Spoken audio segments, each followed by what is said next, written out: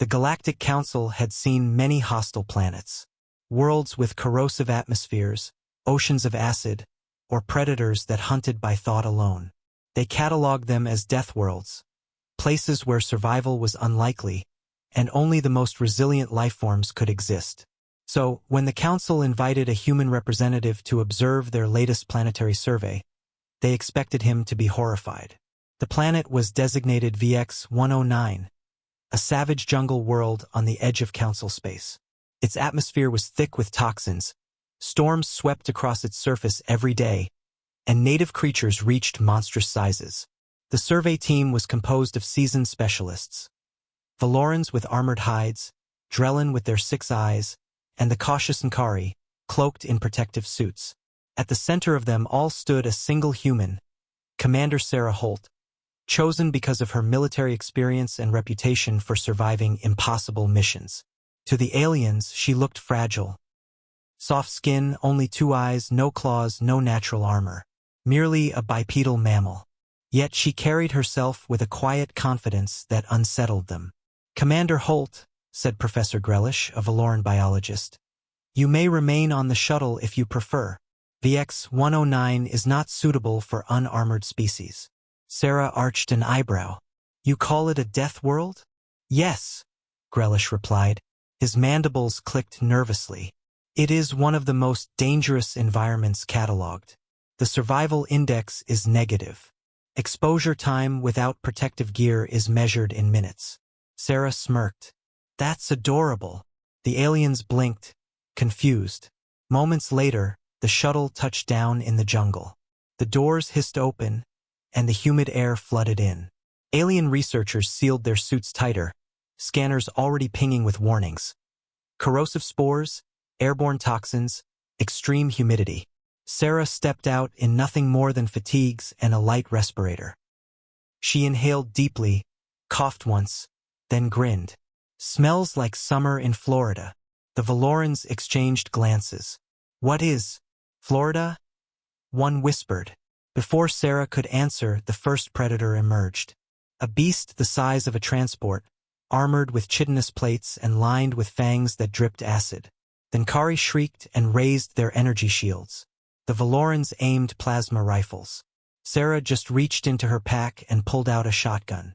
The creature roared, shaking the jungle. Sarah pumped the weapon. "I wrestled a gator bigger than you when I was 12. She fired. The blast tore through the beast's eye. It stumbled, screamed, and collapsed into the foliage. The aliens froze. Their shields flickered uselessly in the aftermath. "Commander," Professor Grelish stammered. How did you?" "Shot placement," Sarah replied casually, reloading. "Soft tissue. Doesn't matter how tough the armor is if you aim right." The team continued deeper into the jungle, unnerved but fascinated. Every hazard they encountered, the acidic rain, the strangling vines, the swarms of venomous insects, Sarah treated with the same nonchalant attitude. When corrosive rain began to fall, the aliens scrambled beneath their force shields. Sarah pulled out a poncho, shrugged, and muttered, "Reminds me of monsoon season in Manila, when the vines lashed out, attempting to strangle the researchers. Sarah hacked through them with a machete, muttering about yard work. When the insect swarm descended, their stingers sizzling against protective armor, Sarah merely slapped one against her arm and crushed it. The aliens recoiled in horror. "You let it sting you," cried a Drellin scientist. Sarah shrugged. "I've had worse back home. Mosquitoes carry half a dozen diseases where I'm from. This little guy? Amateur." The more the aliens observed, the more they realized Sarah was not being reckless. She was simply conditioned. Conditioned by a world that produced hurricanes, earthquakes, volcanoes, predators, and diseases, all on the same planet. For the Galactic Council, Earth would have easily been ranked Deathworld Class 5. But to humans, it was simply home. By the time the team returned to the shuttle, every alien present was shaken.